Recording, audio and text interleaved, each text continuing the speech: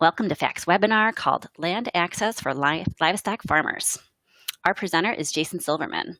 This webinar is hosted by Food Animal Concerns Trust, or FACTS. I am Larissa McKenna, FACT's Humane Farming Program Director, and I will be moderating the webinar this afternoon. Thank you all for joining us today.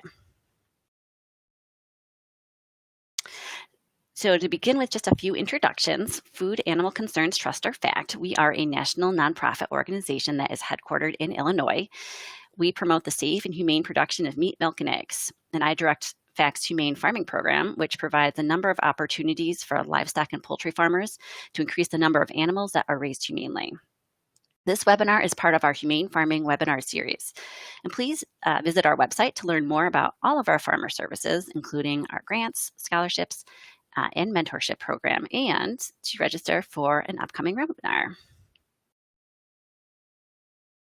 So at this time, I'm delighted to introduce our presenter, Jason Silverman. Jason is the Massachusetts Field Agent with Land for Good, a nonprofit organization that provides support and expert guidance to farmers, landowners, and communities to help them navigate the complex challenges of land access, tenure, and transfer. In addition to his work with Land for Good, Jason owns and operates Windrow Farm in Conway, Massachusetts, and was formerly the farm manager of the student farm at the University of Massachusetts Amherst campus. As a first-generation farmer, Jason has witnessed the struggles of land access and farm succession firsthand, and we are very lucky to have him with us today to share his experience and his expertise. He will be available to answer your questions throughout and later on in this webinar. So with that, I am going to let Jason get started with his presentation. Jason, the floor is all yours. Great, thanks so much. That was quite the introduction. I guess that covers the bases. So thanks. So let's see here. On the advanced button for the slides is, oh, there it is. Yep, new to webinars. So yeah, thanks for joining us here. So as Larissa mentioned, I'm the Massachusetts Field Agent for Land for Good. And so we basically work with farmers and landowners in New England about issues of farm succession, farm transfer, and folks that are not only looking for land to farm, but landowners that are looking for a farmer to farm their land. And we do that through a lot of one-on-one technical assistance with folks in New England and through trainings and workshops, as well as a good amount of policy advocacy. Yeah, we also try to partner with other organizations around the country doing similar work. So let's see here. So what we're hoping to cover here is the basics of farmland access, some basics surrounding farm leases, farm search strategies, and how to evaluate farmland as part of that farm search. So we'll kind of pause throughout each of these sections for some questions since we kind of jump on to different topics. So one of the biggest questions that I often get is, what does land tenure mean? Everybody throws that term around, but the basics of tenure means to hold. So when you have land tenure, it means you actually are able to hold on to your land and feel secure of it, secure that you have it as a farmer. And that doesn't necessarily mean through ownership. It can mean through leases, but it's the sense that you know where you're going to be farming and you have the terms defined and know how long you're going to be able to farm on that piece of land for. And so there's all kinds of different tenure arrangements that work for different people, and that depends on what their goals are, depending on their family, what their personal goals are, what they aspire for their business to be, and certainly what stage of their business they're in. Oftentimes the tenure path changes over time, depending on whether you're startup or you're 10, 20, even 30 years into your business. And certainly has preferences of where you place your equity, and we'll talk a bit about that too. So in order to feel that you have land tenure, you really need to have access to your land, and this can be both physically. You need to be able to get on your land and get equipment to your land, but also means accessing it in more of a social and communal sense, have land available that you can have the ability to farm and have the financial ability to access it. And then not just access, you need the security to hold it. So you need to know that you're going to be able to be there for a season, for 2 seasons, for whatever you need for your current farming and business goals. And so that's one thing where often people be on land, but if they're on a handshake agreement or on a month-to-month lease, that security isn't necessarily there, because at any point in time, the bottom could kind of drop out from under it. And same thing with somebody who's in a tenuous financial situation where they own land, but they're not quite sure whether or not they'll be able to continue to afford it. And then the last piece of clear division of rights and responsibilities that really centers around knowing what you can do with your land, what other people can do with your land, what the government can do, and and oftentimes it comes into play with lease agreements and having a clear understanding of what you can do with land you're leasing versus what rights the landowner has to do with that land. So to have all three of those ironed out is what we refer to as having secure land tenure. And that doesn't necessarily mean there's any length of time attached to it. It's just secure for the length of time that you know and you need. So as we talked about a bit, there's, the two main options everybody talks about with land tenure is owning, which is pretty basic, although certainly complex financially, or can be, and renting.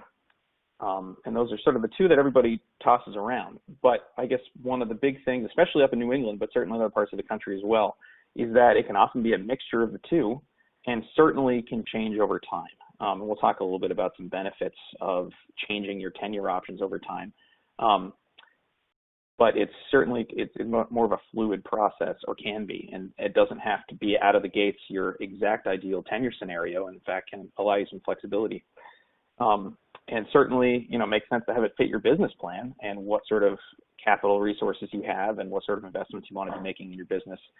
And the best tenure plans really have room for revision and some flexibility in them without getting too locked into something where a beginning farmer can be over their head.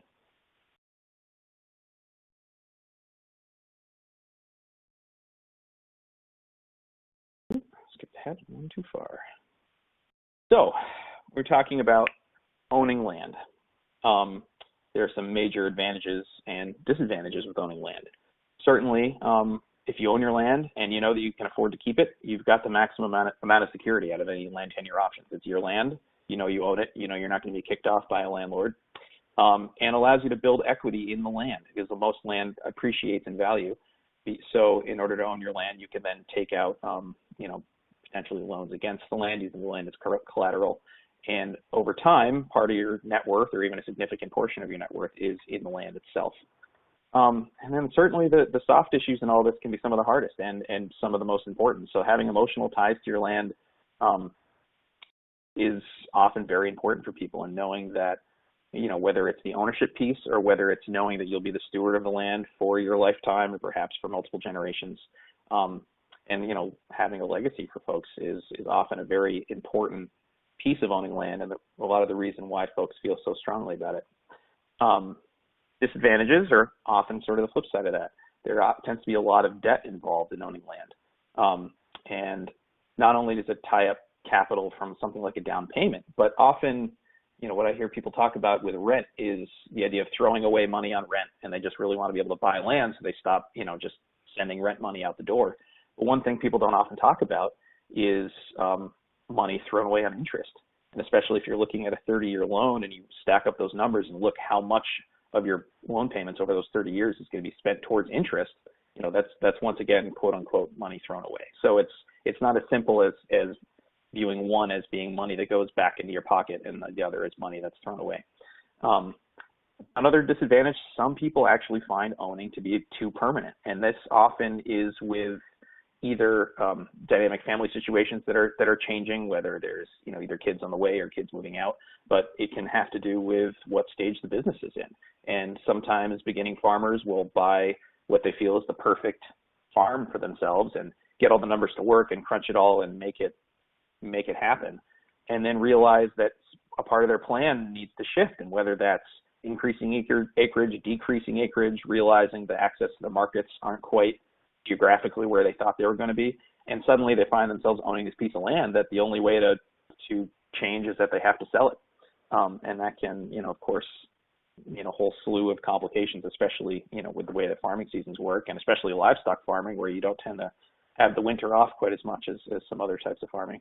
So, especially in the early stages of a business, it's sometimes owning your land or even all your land can feel too permanent to some folks, depending on their farm.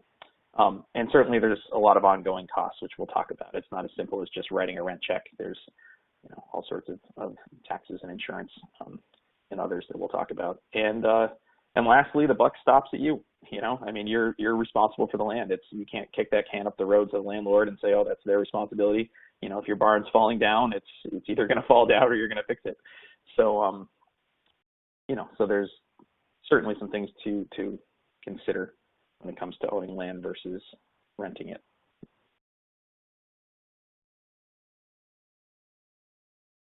So there are also multiple paths to ownership. The two that people are most familiar with are outright purchases. If you are lucky enough to have the funds available to buy a piece of property outright and don't have a mortgage, then that's by far the simplest option.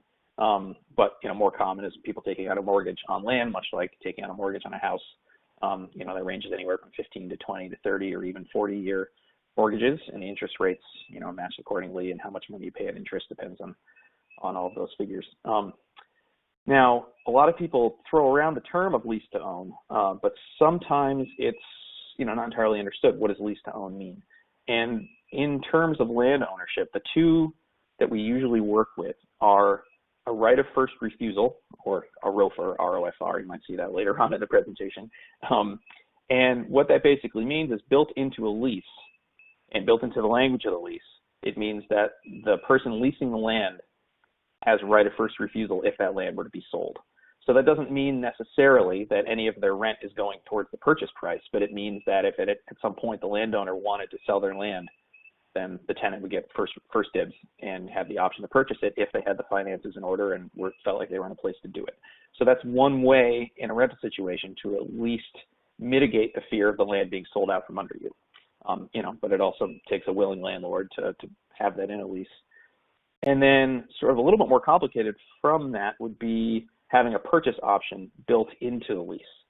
So this might mean that, say, in a 10-year lease on year 7, say year 7 onwards, that the the tenant has the option to purchase that land.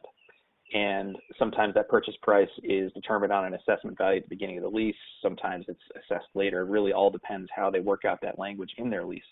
But what that tends to mean is that the landowner is intending to sell their land, but wants to give a tenant farmer some time, and often the tenant farmer needs some time to flesh out their business, build up some capital, and basically get to the point where they can make that purchase down the road. And so that's, again, takes a special sort of landowner and a special kind of relationship, but it's one where it can certainly be an intermediary between purchasing land outright and renting your land for the foreseeable future and not knowing when that relationship's going to change. And then lastly, that, if you're inheriting land or there's some other arrangement where land is being passed to you and there's creative ways of doing that, it can certainly be a gift over time to try to work out things like gift taxes and other situations like that. So I guess before we pop on to a bit more about renting, because I kind of want to give a good overview of that, I figured I'd pause for a little bit of Q&A about what we talked about so far. Does anyone have any questions for Jason about anything we've covered so far? Ownership, other basics about land tenure?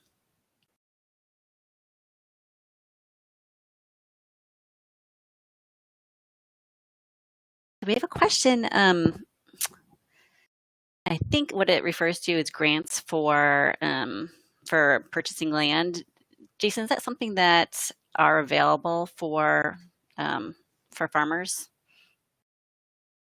Yeah, I mean, I would say that really depends on the situation and sort of organizations out there, and also certainly the area of the country. But it's something I have come across. Oftentimes, more of the grants that I'm familiar with are ways to get farmers up and running with things like infrastructure and other aspects of their business, just because it's easier to show progress and show the deliverables on something like that, where you put up a feed barn and you're able to show the growth of business through that. But that's not to say that land grants are out of the picture. I'm just, I guess, not super familiar in my area with any grants that have explicitly had to do with land purchase. Yeah, I'd say the same thing. I haven't seen too much come my way either when it comes to land purchase in particular. But yeah, I guess that would be that'd be a very helpful thing to consider. Let's see. We have a question about sample land lease resources, but that might be something that we're going to deal with in a little bit. So maybe I'll leave Yeah, that yeah. Well, I think till we'll later. put a pin on that, but we'll Yes. definitely talk about that. Um, okay, question about, are there resources to contact in the case that a landowner drafts up a lease and you're not positive it's a good deal? Yeah, yeah, definitely. And we're about to jump into leasing, so we'll talk about that a little bit. But the short version is that absolutely there are people out there to help look those over and help figure out whether or not it's a good fit. And there's also samples to look at to kind of cross-reference with. Excellent. That's right. That's the leasing part will be a big section. Um, Yeah. so, and one last question, and this might be something that we take after the leasing too, but what kinds of land tenure strategies are there available for livestock farmers that are in New England in terms of leasing versus buying or combination? That's a really good question. And in New England, we have a lot of farmland, especially pasture land and hayland, that's not really being utilized. And I know I've talked to other folks in different areas of the country that get bug-eyed when we talk about having all this farmland that's not being actively farmed. But it's sort of the way that things are up here. So there end up being a lot of interesting tenure arrangements folks can work out. And sometimes that even involves free lease on pasture. And that allows folks to, put their land in current use to get a tax break, get their land managed, and, essentially not have to pay to have somebody mow it. And same thing works out for haying. Actually, my own farm, the haying operation, a lot of my land is on free leases, and it allows me to have a home base that I own, and then have a section of either free or cheap leases around that can allow the operation to grow or even expand and contract, over, depending on what the year looks like.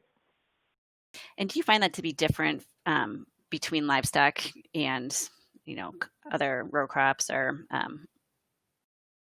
what you see in I New would England? say, yeah. I mean, certainly in New England, it's land that's good enough for row crops and vegetable production tends to just be inherently more valuable and more competitively sought after. So you tend to have a rental agreement there, sorry, there's a truck driving by. It's an actual monetary exchange with a lease. But there are certainly small farms starting up on subprime soil that have worked out similar arrangements. And sometimes that, if the cards fall into place and there's a landowner that really just wants to see their land used and isn't too concerned about having a monetary return, those arrangements, are out there. I've certainly seen them. And we'll talk a little bit too when we talk about determining rent, how the different ways to look at that are. Excellent. Well, I think it's probably a good time to move on to that section. Yeah, sure. Sounds great. Thanks. So, just as we talked about advantages and disadvantages of owning, we have some advantages and disadvantages of renting land, and many of them are mirrors, sort of being the two biggest options out there. So, advantages to renting is that you have that flexibility we talked about, and especially if with a short-term lease, it's your first year farming and you're not sure whether it's going to be successful, or you're not sure if you're going to want to grow, or perhaps your family's not sure if you need to relocate to either another town or different state. Renting can allow a lot of flexibility with that beginning of your business, or even partway through your business. And one of the other important things is it allows you to use the capital that you have in other ways rather than spending a lot of it on a down payment. Because a lot of times people view rent and a mortgage, kind of being similar to either monthly or yearly expense. But when you're purchasing land, usually you have to put a pretty decent down payment on it. And if you're renting, you can use that money towards other things. You can use it for infrastructure, for livestock, even for a rainy day fund if things break or situations change. And ultimately, unless you need to take out loans to cover your rent, which is not, it's usually only done on a very short-term basis, ultimately you end up with less debt. And when we talked about not having to quote unquote throw away money at interest, that applies there. And for some, it can result in a greater financial return especially in their early years, or even as their business develops. And if you're looking at your farm as even part-time income, that can be huge. That you're actually able to pay yourself and have part of your income be from your farm, even just on rented land. And sometimes it's their only option, whether that's financially, whether that's simply no land is for sale in your search area that meets your criteria. There are plenty of folks that are renting because they don't have the option of purchasing land. Um, so on the flip side, certainly have less security in rental agreements depending on what kind of lease you have drafted up. And we'll talk a bit about leases and different ways you can try to get better security in a rental situation. It can certainly be harder to build equity, and this one's a little bit tricky because while you can certainly build equity in equipment and livestock and other things, you can't have that sense of equity in your land. And oftentimes lenders want to see equity in land in order to borrow against it. There are several grants that actually require owning certain amounts of land, so sometimes you actually can't participate in some programs that a landowner could.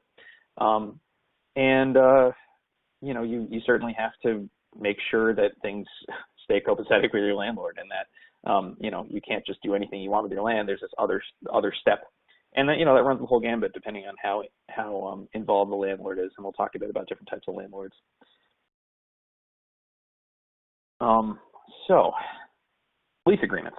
There are a bunch of different kinds out there, and by far the most common type out there are oral handshake agreements.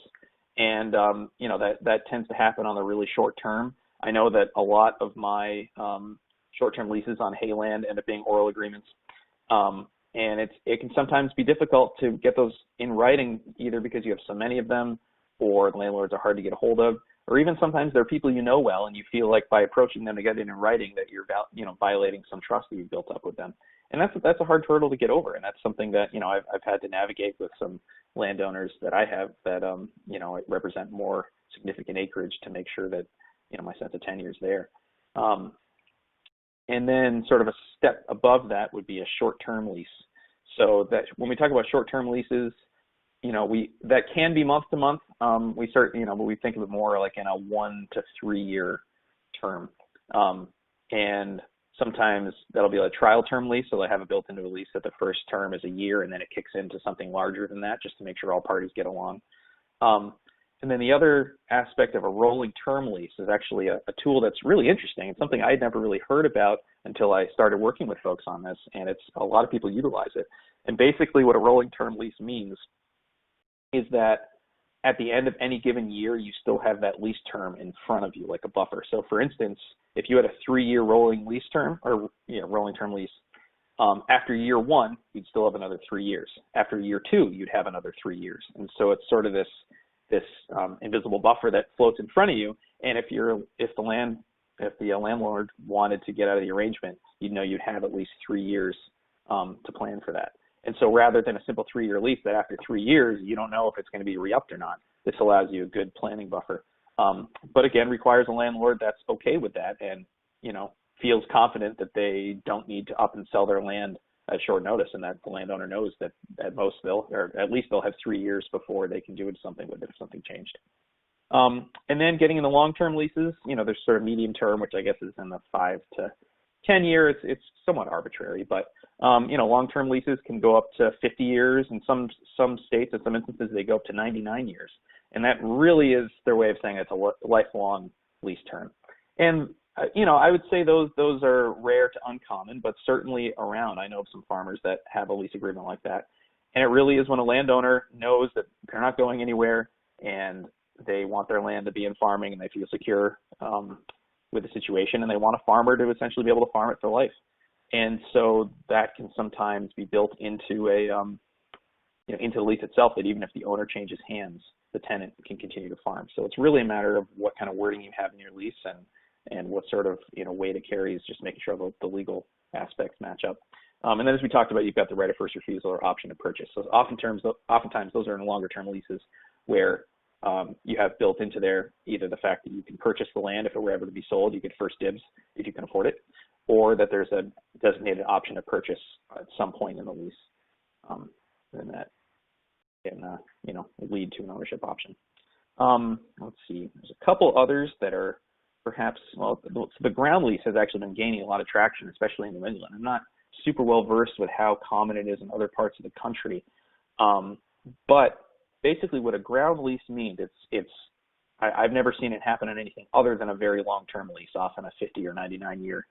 And what a ground lease means is that essentially you're leasing the land, but you own any infrastructure and improvements. So you own houses, you own barns, any that you build, you essentially own. And so it's built into very complex lease language, but it allows you to actually build up a sense of equity in land that you're renting. And, that equity is in the infrastructure, and it's built in that, if and when you leave and another tenant comes in, that tenant purchases the infrastructure from you. And, there's different ways to figure out the appraised value, the depreciated value. But it's an interesting model that folks are actually using to some great effect.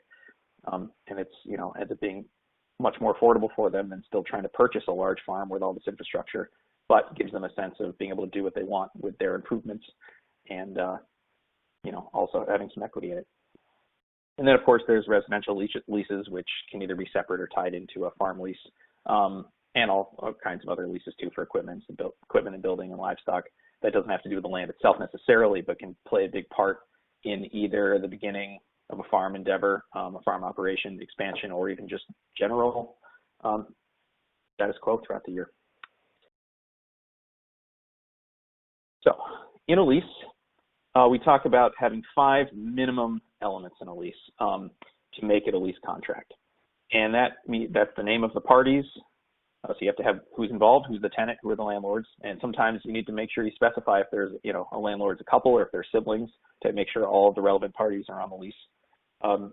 The premises are important. So often, this is a description, but we really encourage people to use maps because one of the things that gets really hairy is where's the perimeter. And so it's simple if it's just a lot line, but sometimes people are renting a piece of somebody's property. And, a difference of 10 or 20 feet can make a big difference in management practices and knowing whose responsibility it is to mend the fence line or trim the weeds on which side of the fence line. Then you've got the term, which is essentially how long is the lease? What date does it start? What date does it end? And will it renew, or will both parties have to sit down and discuss it again to essentially sign another lease for another term? The consideration is how much the lease is, how much you're paying, or in some situations, how much the landowner is paying you. It really depends on the situation and what sort of services you're providing. And then, of course, the signature. Both parties really should have it signed, and both parties should have a copy. And that way, it's easier to go back if there's ever a dispute or something needs to change. Both parties can sit down and look at it and have written out right in front of them what they agreed to with their signature on it. So those are the minimum aspects to constitute a lease contract. And I think I also skipped over one thing above is that there's sort of a caution when you have a free lease because actually legally that's not considered a lease. It's another sort of use agreement. So even saying $1, whether it's an acre or whatever, regardless of whether or not that dollar is collected on, is a way to just make sure that legally it's in the lease bucket, which only really matters if anything legal comes up. But you never know when disputes are going to raise their ugly head or things get out of control.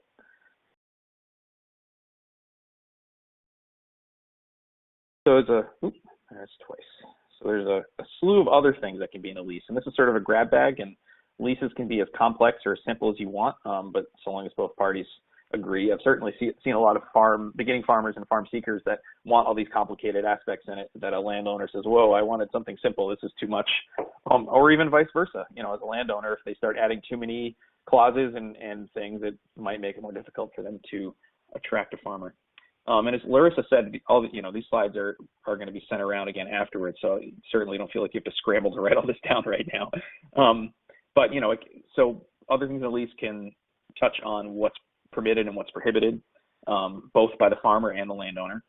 Who's responsible for maintenance and repairs, and we'll talk about that a little bit. What happens with improvements in that land, which I believe I have a slide on that later, but basically there's,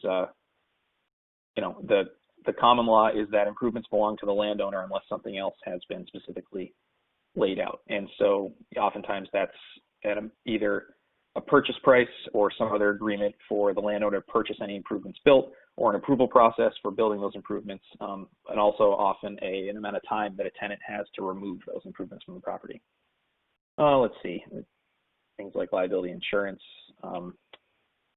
and what causes termination and what causes the default of the loan are important, both for the tenant and for the landowner, because things being in default, depending on how it's written out, is the main way for leases to end prematurely, and for both sides to make sure they have their rights protected there. Let's see, I want to belabor each of these points too much, but one of the big things there is also dispute resolution. So what happens if there is a dispute? Sometimes there's specific courses of action for mediation, or having a representative for each party come in, and ways to just try to prevent things from spiraling out of control and having it to develop into legal action when it could have easily been avoided.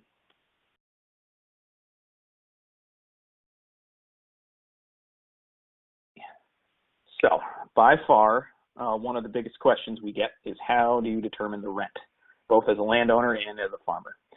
And I kind of sink people's spirits when I often say there unfortunately is no magic number, especially in New England or in Western Massachusetts where I am. People say, oh, how much should I expect for something like this?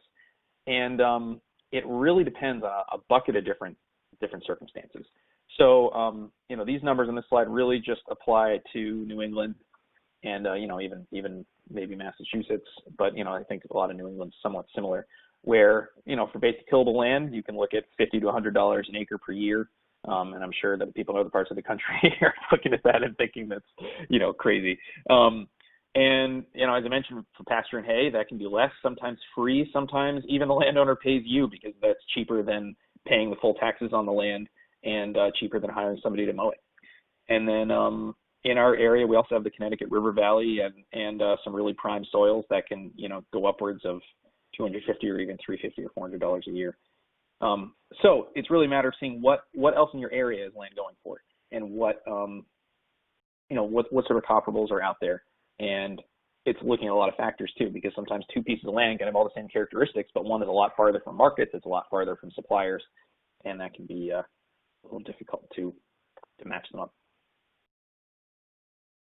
I'm noticing the time here. I don't want to go over too much. So one of the other big pieces on determining the rent is looking at, what does the landowner need out of this transaction? Maybe they're not as concerned about making top dollar for their land, but they want to make sure that their expenses in the land are covered. This is where this acronym of the Dirty Five come in, which are basically depreciation on assets in the land, interest paid on the mortgage, or you got repairs, taxes, and insurance.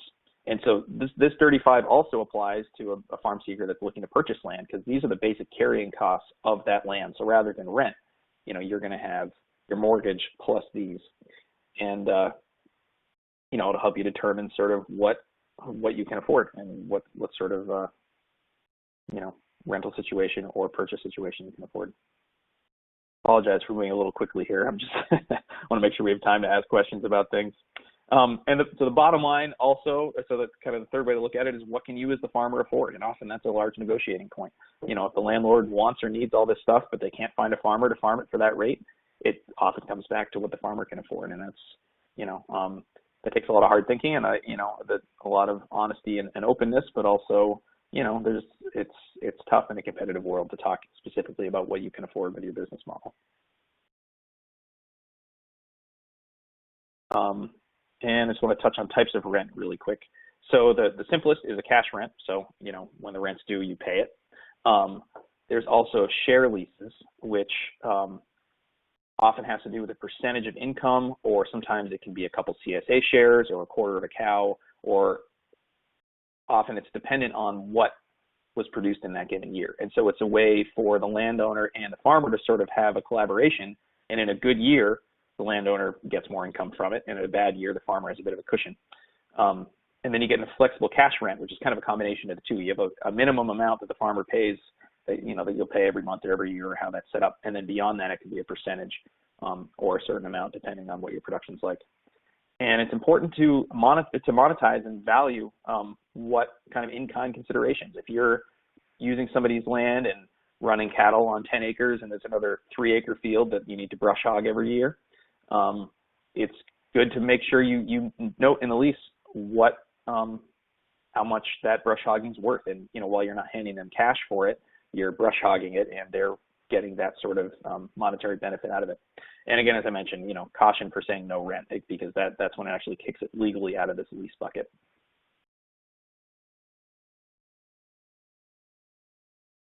And I touched on infrastructure and improvements briefly. So, one of the big things in a lease is to talk about who's responsible for what. And usually kind of the way it breaks down is that The landowner tends to be responsible for repairs, anything that's, a larger endeavor. Sometimes it's defined monetarily. Sometimes it's defined by it being not planned for, like a roof falls, or, a tree falls on a roof, or, needing a new roof.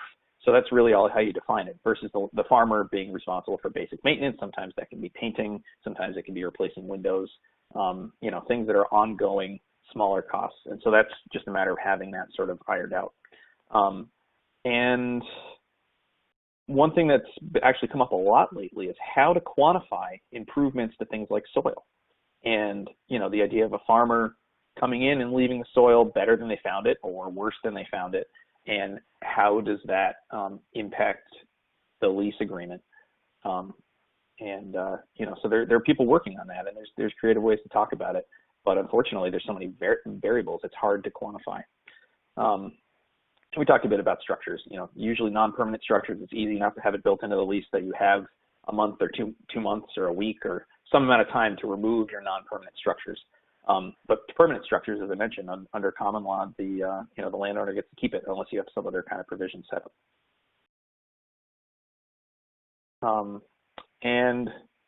There's multiple different kinds of landlords. There are landlords that live on the property. They aren't farmers. Sometimes they don't live on the property, and that means you don't have as much oversight, but maybe it's harder to communicate with them. Then you've certainly got exiting farmers that are looking for somebody to farm on their land. And it also extends to institutions and organizations. Often there's religious organizations that have land, or other foundations that have land available to farmers. And also the public can be a landlord. I mean, there's plenty of town and municipal property that farmers farm on. And so each of those kind of takes its own slight unique way of negotiating for that. Whew. Okay. Yep, I think we'll back up a little bit there and wonder if there are some questions on leases, because that was a lot of information. Jason, would you like to maybe address some of those that came in earlier about resources, either about sample leases or if you need kind of help determining if a lease is in your favor? And if folks have additional questions, feel free to type those in right now too. Yeah, thanks for reminding me of that. So yes, so I can say, for Land for Good, if you go to our website, we do have sample lease documents, both short-term, medium-term, and long-term, to, give a sense of what either a simple or more complex lease looks like. And at Land for Good, if for farmers in New England, we will look at people's leases and give feedback, or even help them craft a lease.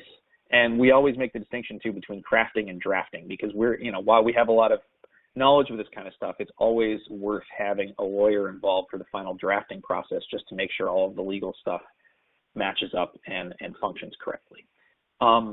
So there are certainly other organizations around the country that do similar things. Sort of depends which area. I'm drawing a blank on the name of the one in the Midwest that's kind of started up in the last year, I think, that has land access navigators. Those sort of resources are out there. And if at any point you're having trouble locating them for your area, you definitely don't hesitate to reach out to me or to Land for Good, and we can at least try to help point you in the right direction for that. But rest assured, you don't have to be flailing in the dark about it. There's a lot of folks that have put together a lot of samples and resources and help look it over. Thank you for that. So a couple more questions. Do you have any idea of the percentage breakdown between the different types of landlords that you mentioned? That's a really good question. And I'd say that varies so much depending on region. And it also depends on the scale of the farms. I mean, I know in the Midwest, there are plenty of farms that, have been consolidated, and the family that used to own the farm either still lives there, or, has descendants that live there, but somebody else farms the property. Whereas even in my neck of the woods, literally, we have little hayfields carved out that people own right with their house, and it's, a 3 or 4 acre field, and, they live right there, and you hay it, or you run sheep or livestock on it. So I guess there's not really a good way to say that percentage breakdown. It really just kind of depends on the situation and whether or not, folks are living there or not. it's certainly many more private landowners, I would say, than institutional or public landlords. You've seen all types, I imagine. Yeah. So another question we have, and we'll take two more questions at this point, and then we'll keep going. But what is the best way to work out agreements with an exiting farmer, and how beneficial is this? Yeah. So I'm assuming this is agreements with basically having you come in and farm their land, and that could apply to both a rental agreement as well as a purchase agreement. But yeah, there's a lot. There's a lot to be negotiated there, and a lot of times it has to do with how involved you want the exiting farmer to be, and it gets into how many of your practices the landowner ought to prescribe, because we often try to encourage or advise landowners to not get too prescriptive of what they say their tenant can and can't do, other than general responsible things, and whether or not they want their land to be managed organically or anything like that. But things can get tricky if the landowner is breathing down a farmer's neck too much. But at the same time, it's also their land, and they want to make sure it's being used correctly. So, yeah, it really does take kind of a fine touch to make sure those agreements work. And obviously, it's very situational, because sometimes it's the exiting farmer has known you for a long time. Sometimes they're very easygoing. But I would say that as much as many landowners don't know much about farming, and that can create issues, sometimes the exiting farmer knowing a lot about farming can create some friction as well. As well as be very beneficial, of course, because there's the sharing. There's a lot to learn. Yeah. Okay. And then, kind of along those lines, could you give some examples of how folks are quantifying the eco improvements that you talked about, including soil health? Yeah, right. I haven't really been seeing a lot other than doing things like soil testing and seeing how the recommendations have changed from, say, a soil testing lab over the years, or looking at organic matter buildup. But it's hard to quantify that monetarily. I've been speaking with a lot of folks that are working on that, but there to my knowledge aren't any. There aren't any that come to mind with people necessarily doing it successfully and having it impact the lease or the end of the lease a lot, but I'm sure they're out there, and it's something I'm trying to learn more about and hear more examples of. Yeah, that would be great to to have that kind of information going forward. I know folks would. Excellent. Okay, well, on that note, I guess we should continue with the presentation. Alrighty. Let's see. Throw in a quick slide about conservation easements, which are just worth mentioning as far as how they tie into different land access strategies. So an easement essentially is having certain rights on a piece of property restricted. And so the most common in agriculture is the development rights, which is something that's big in New England. It depends which part of the country you're in and what sort of development pressure there is. But in New England, we have a lot of development pressure, to the point where it'll often raise the price of the land far beyond what a farmer could really afford to pay for it. And so in these kind of situations, you have, whether it's land trusts or the state government or other entities that essentially can purchase the development rights, or some other types of rights, but usually with farming it's the development rights, and give the landowner a payment, as well as lower the value of the property moving forward, so that way farmers can actually purchase it at a more affordable rate. But things to consider there are how long is it. Many of them are forever, and so there's definitely stories of people that have purchased land with an easement, and then the next generation comes along and really wants to put up a house, and you can't, because the easement's there, and for that particular situation restricts any future development or future dwellings being put up. So there's a lot that goes into it, and it's not like there's people out there handing out free money. There's a lot of consideration on the part of either land trusts or other entities that are deciding who gets them. But it can certainly be a tool to make farmland more affordable to folks that are looking to purchase it, or even folks that are looking to hold on to land and rent it, but need their cost of the land to go down, or need a partial retirement income for it. So I wanted to jump into looking for farmland, because that's kind of the number one question we get. And I apologize that we're kind of coming down to the wire on it time-wise here. But a lot of people, contact us hoping we can point them towards land, and that's unfortunately not always the case. There's so many properties out there in so many different situations that it can be hard to keep track of them all, for me, just even in Massachusetts, let alone, the region or the country. But there are many tools out there. And one of the main ones that we try and get folks to work with are, regional land linking sites. So in New England, we've got various state land links, plus we've got New England Farmland Finder. And there's other areas of the country that are doing very, very similar things where it's, you get properties posted, and you as a farm seeker can either search them or get notified when new ones get posted. And I imagine, that they're pretty well known at this point. But it's something where it can, you can get a little bit discouraged sometimes as a farm seeker because it feels like, land's not popping up where you want it. But then you never know what's going to pop up there. And the success stories we hear from folks that have almost given up, and then they find their, whether it's their perfect piece or just something to get started on, it's encouraging.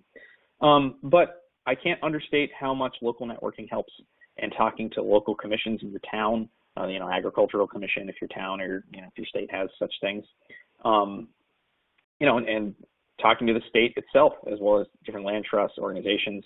And while real estate agents, many of them are very focused on the house and granite countertops and all that kind of thing.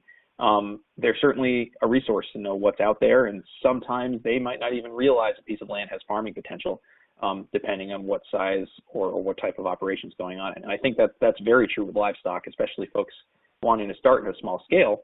Because a lot of times people think, oh, this old hilly field with trees in it can't work. But if somebody's trying to do silvopasture, it could be perfect.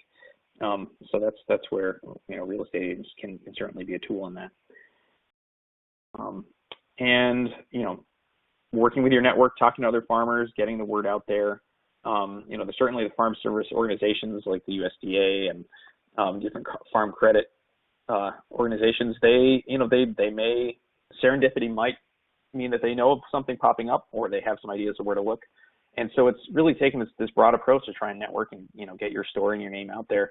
There's plenty of farm publications, depending on what region or, what area of the country, that either placing a looking ad or watching for wanted ads helps.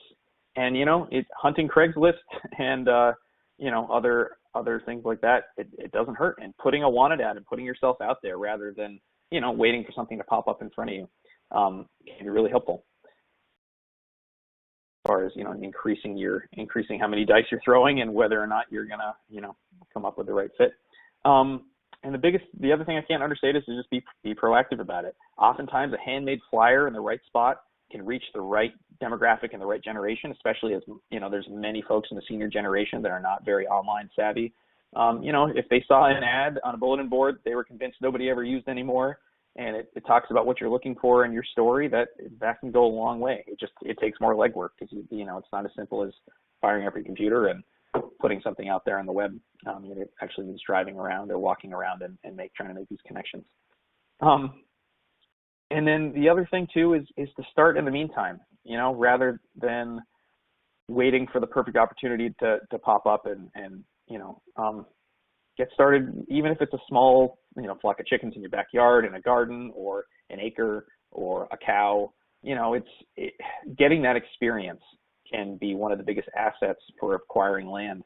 And, proving to a landowner in a leasing situation that you have experience to do it, it's huge, because oftentimes one of the biggest things landlords are worried about is, does this farmer know what they're doing? So, I always encourage people to not just wait for something to happen, but try to make it happen. And oftentimes these other connections will be born out of you starting something in the small scale. So when you're trying to look for farm property, there's so many different search priorities you're trying to kick around that can be difficult. And what we try to encourage folks to do, and we got a worksheet for this on our website, if you can look for it, but it's to basically look at each of your items here and try to break down, okay, of each of them, what's necessary? What do I absolutely have to have? What's desirable? So what would be great if I had it, but if it's not there, it's not the end of the world. And what's purely optional? Something that, great, if it's there, if it's not, it's really no sweat off my back. I think I've got an example built in here, possibly. Yep. So for me, in my own farm search for location, I knew the county I wanted it to be in. I'd really like it to be in my hometown. And if it was near existing acreage, that'd be great. And so kind of going through this with, and you can come up with any number of items here, can really kind of help you flesh out, what you're really looking for. And rather than having this giant list of this perfect property that, might not exist with all of your criteria, it can help you parse it out a little bit.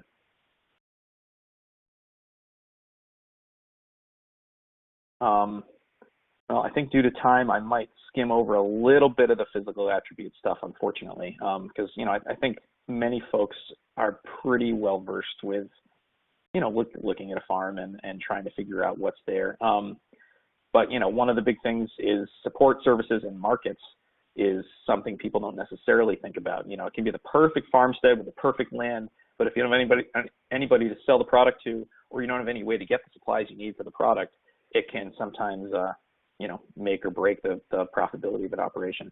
And soils are another huge thing that I've got a quick thing touching on that. I don't know how many folks have used the web soil survey, but I absolutely encourage this for looking at farm properties.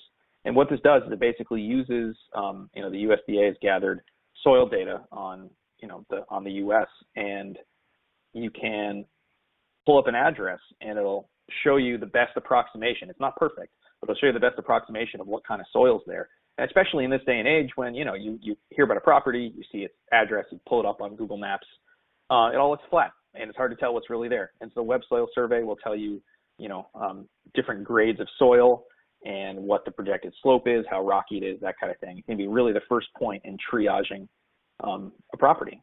And can also be really helpful after you've gone and looked at a property and you want to know a little bit more about what's under your feet and what sort of farming it might be suitable for. Because sometimes something can look great, but end up not being as good as you think it is, or maybe the other way around. And, for livestock farming, it often tends to be the more marginal land that we use for this kind of stuff.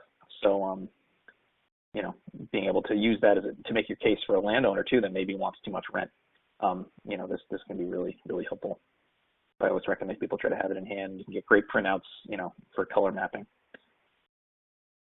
Let's see. I think I'd rather get to Q&A other than, talking about the basic attributes to evaluate. And, again, this presentation is available for folks to look at. Certainly worth looking at what the land has been used before. And wetlands can be a big thing here. It really depends on your state and what the regulations are. But, when my wife and I were looking for a house to buy with some farmland, we were really close to purchasing a house until we, thought more and heard from somebody about the stream that was running diagonally through the property. And in Massachusetts, if the surrounding land hasn't been farmed within 5 years, you need a 200-foot buffer on both sides of the stream. And suddenly this 5-acre property that I was hoping to run pigs on and have a small herd as a home base anyway, suddenly was relegated to these two tiny corners that I could actually do any farming with. And that ended up, we ended up passing on that property. Certainly knowing what easements are in place and things like right-of-way it's important to take your time when you're evaluating a piece, either purchase or to rent. Okay, whew. Cool. So I guess I'd love to pop to general questions and/or what other, Larissa, what other stuff you want to talk about other than, we really have a large slew of resources that I absolutely encourage you to look at regardless of what area of the country. And while we focus our work and our funding on New England, we're more than happy to help direct folks to resources in other areas of the country if you're having trouble finding something. Absolutely. Thank you for that, Jason. And I will be sending these links out. And like I said before, the slides themselves with all the all the information that's on them in this recording later in the day.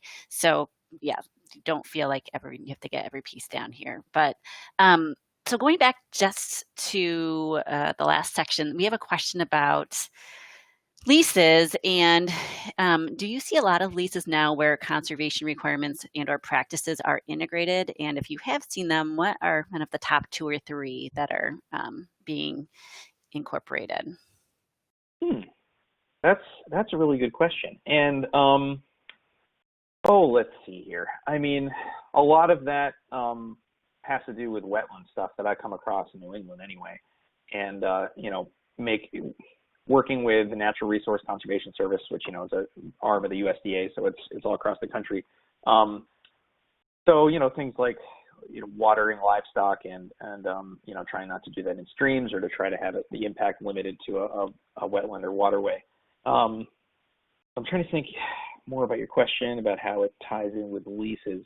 Yeah, I mean, so basically sometimes the landowner really does try and stipulate what you can do and what you can't do. And, it's every right they have as a landowner to do so. But again, it runs that gambit of are they going to find a farmer that wants to do those kind of regulations?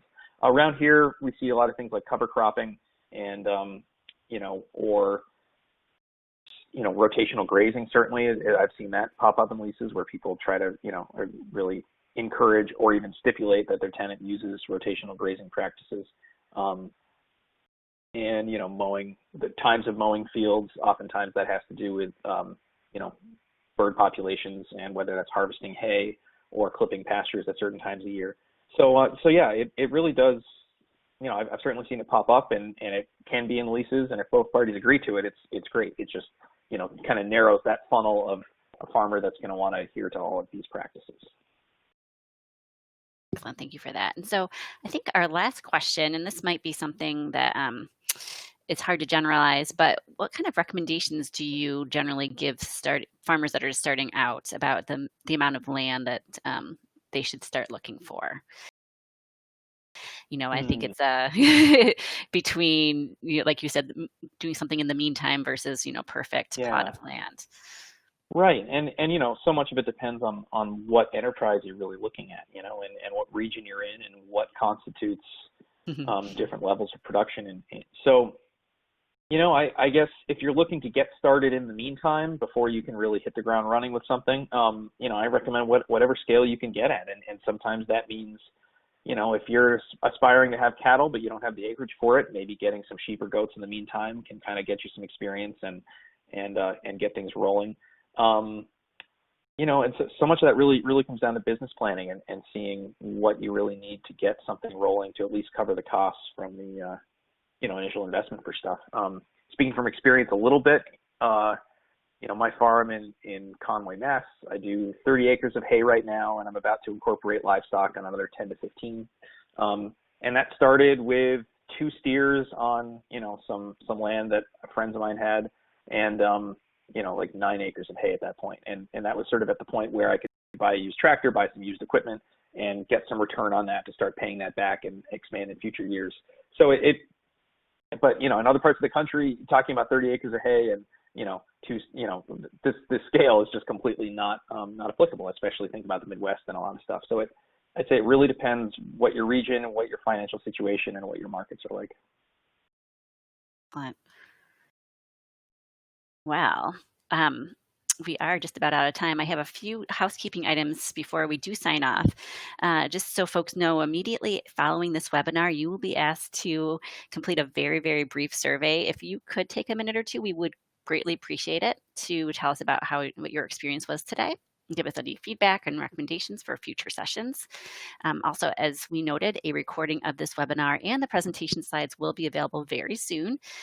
These documents will be archived on our website, on the FACT website, and I will also email them out to all of you who registered later today, along with links to some of the other resources that Jason mentioned during this webinar. So in addition, I'd like to invite you to join us for a future webinar. We do have 2 more coming up this month, since it is May. One is coming up on the 15th that will focus on the nutritional benefits of pasture-raised animals, as well as one on May 30th that's about how to create a forage chain for your livestock operation. All of our webinars are free, and you can register for as many or as few as you like. So Jason, before we close, do you have any parting thoughts? I just want to thank you all for joining us. And, I also want to thank you, Larissa, for putting this together and for the work that FACT does, and it's encouraging to see how many folks are getting into livestock production and wanting to do it in a, environmentally and ethically conscious way. So I'm really happy to see this and really happy to be part of it. Thank you to you. Yeah, thank you for your great presentation. It was certainly, covered a lot of ground, very substantive, and at the same time, I think a lot of takeaway messages, and for taking the time to answer all the questions from our audience. I'd like to also thank our audience members for your attention and your interest in this topic. I hope that you all have a very wonderful afternoon and that we're able to connect again soon. Goodbye.